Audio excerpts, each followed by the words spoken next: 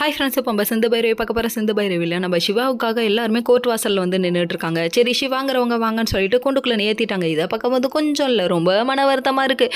அதாவது எப்படி தெரியுமா இருக்குது, குயிலை பூடிச்சி குண்டியில் அடைச்சின்னு சொல்லிட்டு பாட்டு தான் போட்டு ஒன்றும் போல் பாவமாக இருக்குல்ல. நம்ம சிவா பார்க்க ஏறிட்டோங்கிறதுக்காக ஓவராக பேசக்கூடாது அப்படிங்கிற மாதிரி என்னென்ன கேள்வி கேட்குறாங்க தெரியுமா. அதுவும் அந்த பொண்ணு இருக்கே, பொண்ணு யாரை சொல்கிறேன்னு தெரியலையா, ஸ்னேகாங்க எவ்வளோ பொய் புழுகுது, அண்ட புழுகு நீ, ஆகாச புழுகுனியா இல்லை நீ இருக்க அப்படிங்கிற மாதிரி ஆயிடுச்சு. என்னென்ன சொல்லுது, நாங்கள் 2 பேரும் ஒன்றா பழகணும், எங்களுக்கு கன்சோ ஆகிட்டேன், எனக்கு குழந்தை இருக்குது, அப்படி எப்படிங்குது, என்ன உருட்டு ஊருப்பட்டது உருட்டுறாடா அப்படிங்கிற மாதிரி ஆச்சு.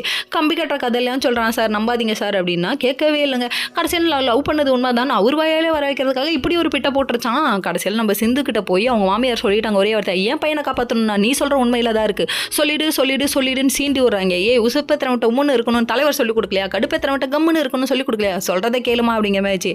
நம்ம சிந்து இப்போ உண்மையை சொல்லுவாங்களா சொல்ல மாட்டாங்களான்னு தெரியல. ஏன்னா டாக்டர் உயிரே வச்சிருக்காங்க, அவங்களுக்காக இயல்ந்த முடிவும் இவங்க எடுப்பாங்க.